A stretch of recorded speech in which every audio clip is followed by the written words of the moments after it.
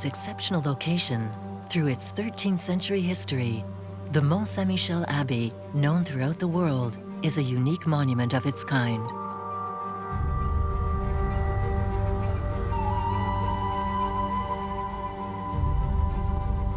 Classified as a UNESCO World Heritage Site, Mont Saint Michel dominates an immense bay, on one side Normandy, on the other Brittany.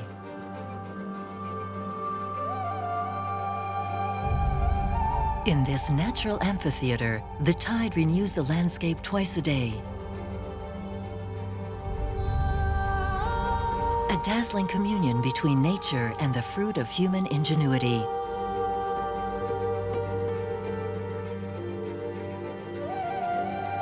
How did Mont Saint Michel, a mosaic of different architectural styles, become such a coherent and harmonious monument? How did this monastery, a major place of pilgrimage in the Middle Ages, acquire such fame over the centuries? Even today, this masterpiece of Christian architecture arouses an incredible fascination.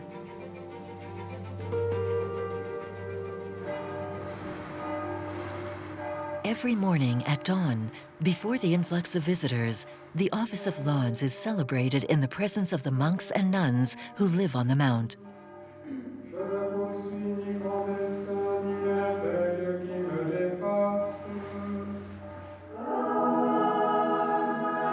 These times of prayer within this historic monument, among the most visited in France, contribute to the building's sacred dimension.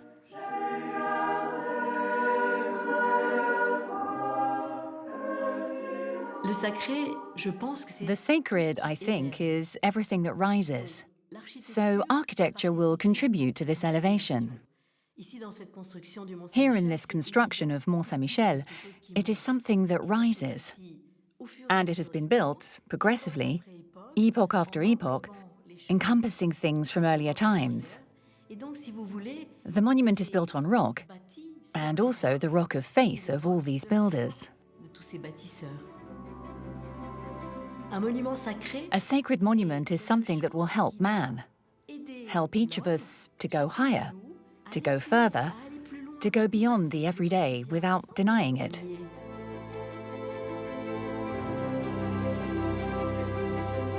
This sacred monument was built in a place that was not chosen at random.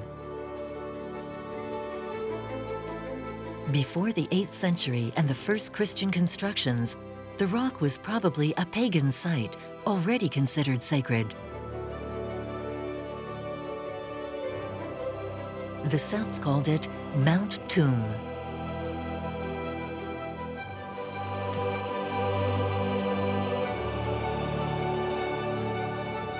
Arnaud Guérin is a geologist. A native of the region, he became passionate about the Bay of Mont Saint Michel, this immense expanse where another rock rises, this one completely bare.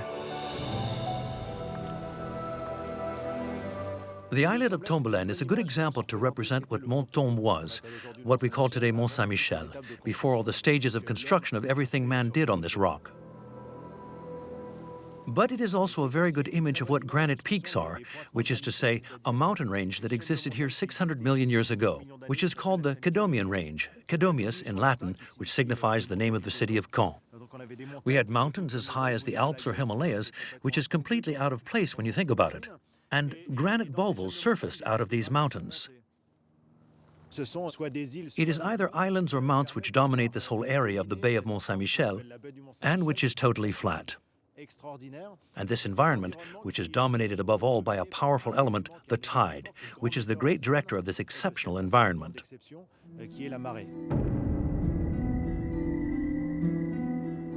We have the third largest tides on the planet, meaning that here in the open sea, we have several meters of water. The difference in sea level in Mont Saint Michel Bay at the maximum point of the high tide is 15 meters, so it's absolutely huge. The tide, the fog, the bay presented many dangers for the pilgrims of the Middle Ages, for whom the sea was an unknown and frightening element. But another phenomenon awaited them during the crossing. This is what the scientists call thixotropy, or quicksand.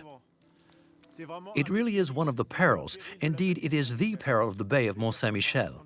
It is locally known here as the Lys, or quicksand of the bay. There are legends of people who became stuck here.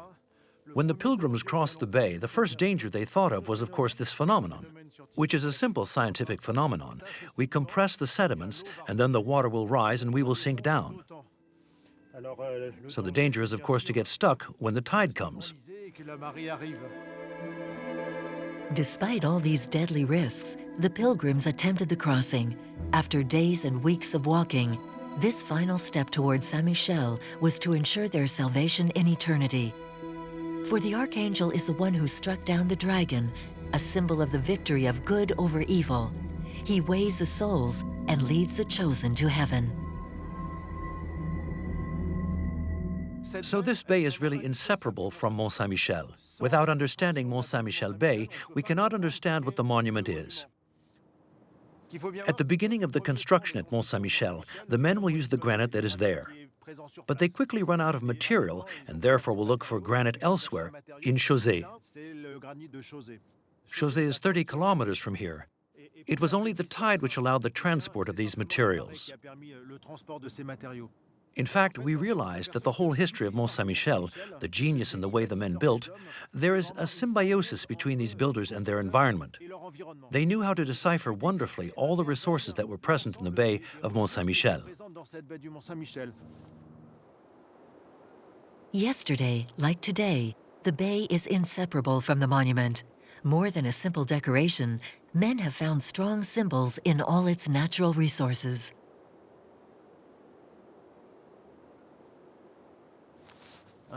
One of the first ones is the shell. Here we have always fished for shells. It was a fishery that was only for women, whom we called red feet or blue feet, simply because they were like us here now, feet in the water with blood circulation problems. So their legs were blue. But these shells, they really symbolize the Miklo paths, which is the name of these pilgrimage paths. If we look at it, the shell is made up of ribs that all lead towards the same point, that is to say, towards the sanctuary. And there is another shell that is frequently found in Mont Saint Michel's bay.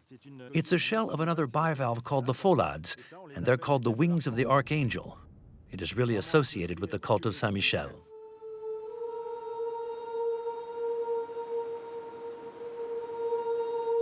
In the footsteps of medieval man, pilgrims continue the tradition and follow the paths of the Mount. It's St. Michael's Day, and this group has been walking for a week and are about to cross the bay.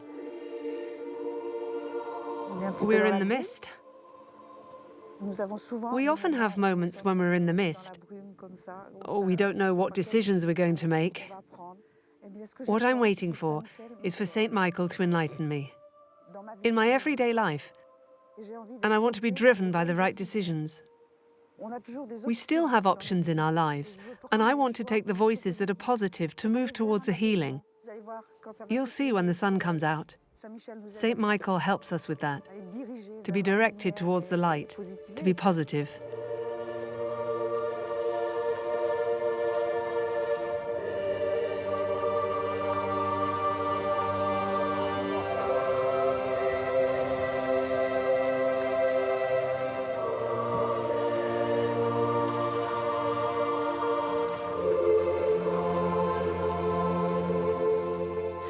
To know that there were so many people who traveled these paths, who went to Mont Saint Michel to look for something, to ask Saint Michel to grant them graces. Walking gives you time. You can think, get a little in tune with where you're going.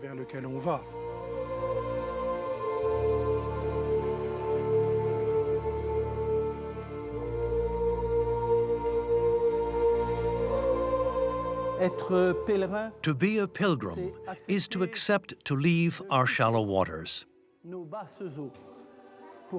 to walk to the mountain. You arrived at the mountain after having made this beautiful crossing. You passed through the sea. You went across the river. You have joined the rock on which the house of God is built. It is exceptional to have an abbey on a peak where the buildings, instead of being well arranged side by side, are one above the other. It's not very convenient for living. I even think it must be awful. But it gives momentum. It gives a great height. A lot of energy that carries you spiritually, because in the end, verticality is an important element. But here we also have horizontality. We have everything.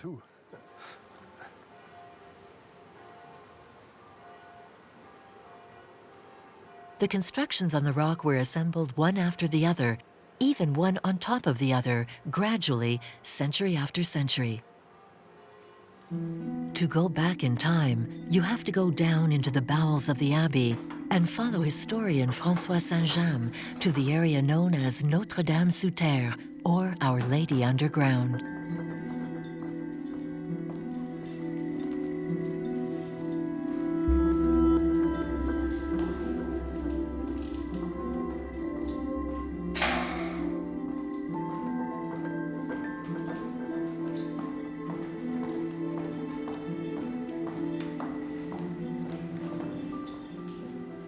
This rock was left here on purpose, and we'll find it throughout the Romanesque Abbey. This piece of rock could have been blown up, but the builders dramatized it. Why? Because it was the Archangel who consecrated the rock. So they purposefully left it. The architecture has joined, even glued itself to this rock, which is in a way sacralized. The Church of Our Lady underground is the heart of the abbey. About a dozen meters long, it is located under the nave of the abbey's church and bears witness to the origins of the monument.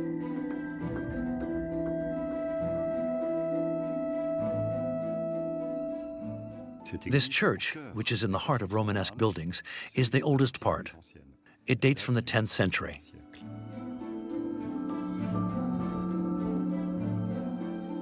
It probably succeeded the first church, the 8th century church founded by Saint Aubert. Legend has it that a bishop of Avranches, at the request of the Archangel who appeared to him in a dream 3 times, founded a church in his honor. And this church copied an Italian sanctuary, the Monte Gargano in Apulia, which very quickly supplanted it and became in its turn the largest Eastern sanctuary dedicated to the Archangel. In this legend of the origins of the mount, the Archangel must return 3 times to convince Aubert. And while insisting the 3rd time, he drove his fiery finger through his skull. In the 11th century, monks found a skull pierced with a hole on the rock. The mount finally had its relic. Indeed, the Archangel, made of pure spirit, could not leave a physical trace. The pierced skull indirectly became this miraculous proof necessary for the mount to become a great center of pilgrimage. C'est une relique très importante. It's a very important relic. This puncture wound also relates to fundamental texts such as the Apocalypse, which explains to believers that angels have the power to mark the foreheads of the chosen ones with their fingers, the chosen ones being the people who will have the right to enter paradise. This mountain in the middle of the sea will allow pilgrims to come into contact with the Archangel. A relic, a place of pilgrimage, but also and especially a monastery. Benedictine monks invaded the rock in the 10th century, which is 2 centuries after the first constructions ordered by Aubert. The Benedictine monks in the Middle Ages had a special status. They were both outside the world and they controlled the world, in effect. The Benedictines lived cloistered in the monastery, praying for the salvation of all the souls of their contemporary Lord, for the secular, of course, but also for simple peasants. Nevertheless, they were there to organize the economic policy of life in the area. They were therefore both outside of time and completely in touch with the life of the domains they controlled. For the monks of Mont Saint Michel, it was particularly important since all economic life around the bay on the Breton side, as well as on the Norman side, was in their hands. They were the ones who settled the matters of justice, who settled the economic questions of agricultural organization, who ran the mills, and who organized the fisheries. Like the monks of the Middle Ages, in contact with the outside world, Those who live on the Mount today have a mission with the public. Since 2001, it is no longer Benedictines, but the brothers and sisters of the monastic fraternities of Jerusalem who ensure this religious presence on a daily basis. The specific vocation of this community is to offer an oasis of peace in the heart of cities and tourist sites.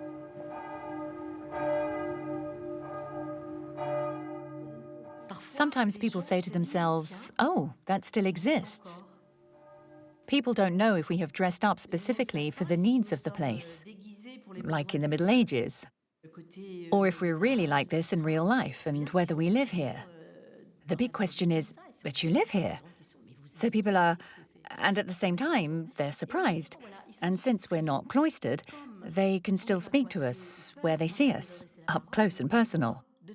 Because in the chapel where we are, the faithful are right behind us. So they're very close to us and they love it. They're happy to be here.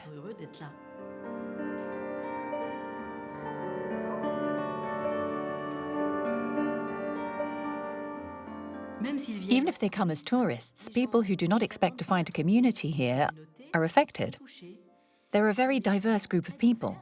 Some have the audio guide around their necks, they've come as visitors, and we extend both hands to them to give them the peace of Christ. So when they understand that we didn't just say hello, sometimes we say it in English, or we try to make them understand what it is, that it is the peace of the Lord that we transmit to them, which comes from the liturgy of the Eucharist. They're touched, they're moved to tears. Today's monks and nuns are in keeping with their predecessors of the Middle Ages. Guardians of the spiritual life, they embody a continuity in the history of the monument. From the 11th century onwards, the Benedictine monastery had to expand to accommodate the growing number of pilgrims. It was then decided to build a church 80 meters long at the top of the rock. Historian and writer Henri Decon devoted his life to deciphering the history of the Mount. Building a church at the top of a peak posed problems. It was necessary to create a horizontal platform on this point of the rock. In order to obtain this platform and to build a church, it was necessary to reclaim the slope of the rock by building a whole set of crypts. The construction site represents a technical tour de force, a dizzying feat. To create such a vast surface, it is necessary, first of all, to create an enormous substructure composed of 4 crypts distributed on the peak of the mountain. This Latin cross-shaped base inscribes Christ's Passion in stone.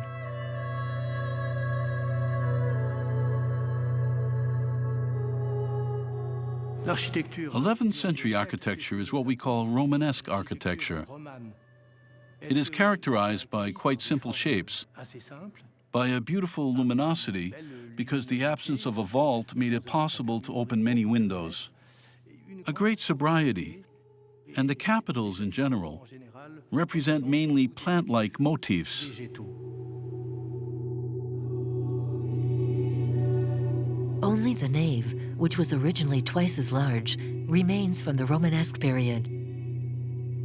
For the history of the abbey is marked by destruction and reconstruction. An originality of the church, this Romanesque nave is assembled with a very different choir dating from another era. In the 15th century, the Romanesque choir collapsed and was completely rebuilt. It is a true flamboyant Gothic masterpiece whose construction lasted almost a century.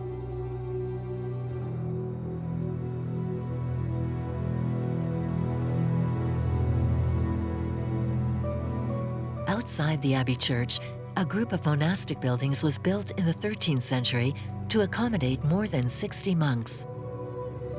In barely 25 years, it became a true medieval skyscraper, which was built on the side of a rock, 2 bodies of buildings on 3 floors. The feat of this formidable achievement is such that since its origin, it has been called La Merveille, or the Wonder.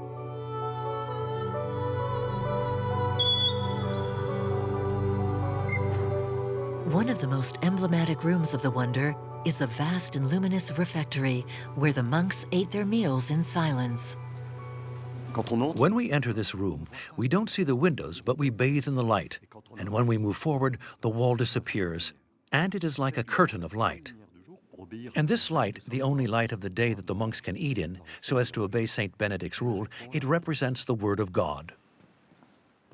During the 30 minutes of the meal, a monk, the reader, also called the sommelier, reads the lives of saints. He reads in recto tono, reciting in a single tone. But the voice does not roll in the room, it hovers. If you read aloud, it sounds normal, it reverberates. But if you read recto tono, the speech responds to the light in this infinite horizontal way. So just to illustrate my point, de la lecture de la règle de Saint Benoît au chapitre 41, des heures auxquelles les frères doivent prendre leur repas, depuis la Sainte Pâque jusqu'à la Pentecôte, les frères prendront leur réfection à la 6e heure et ils souperont le soir. and this horizontal, it responds to light. That is what is extraordinary in this wall. Light and speech are one.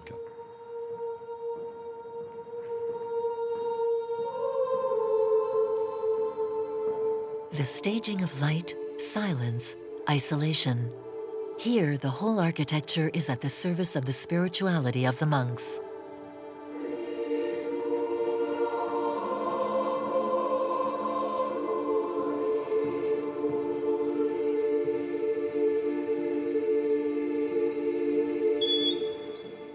Light, symbol of the divine presence, enters the room of the knights thanks to these large circular windows. Here in the middle of a library, monks studied sacred texts, but also the ancient philosophers.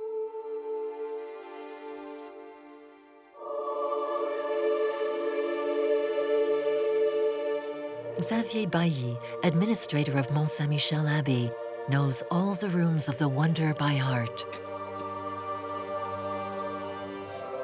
The wonder is neither in Mont Saint Michel nor the Abbey of Mont Saint Michel, but in reality a very spectacular building of a great singularity, which is the building which flanks the Abbey on its northern slope and which constitutes probably one of the most beautiful, of the most extraordinary, hence its name of wonder, monastic architectural achievements of the Middle Ages. Architectural, monastique du Moyen Âge. Mont Saint Michel, a monument of incredible historical richness, whose architecture of each era, of each room, is full of meaning and symbols. Gothic architecture responds to a philosophy, and this philosophy is deeply marked by the philosophy of light.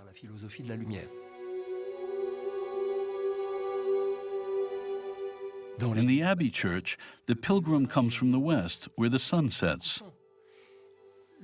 The officiant, the religious community, is in the choir to the east, where the sun rises.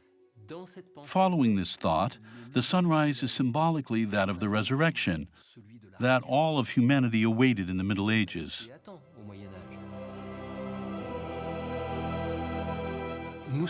We are here in front of a Gothic architecture which is in a certain way the representation of the celestial Jerusalem. In other words, an architectural transcription of a thought and a philosophy in which, of course, light plays a considerable role.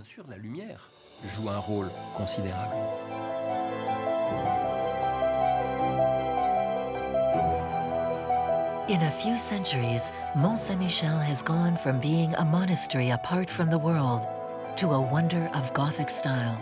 By building such a masterpiece on the top of a rock surrounded by great tides, the monastic builders demonstrated a true act of faith. A jewel inseparable from its case, Mont Saint Michel embodies the unique encounter of a sumptuous natural setting with human genius.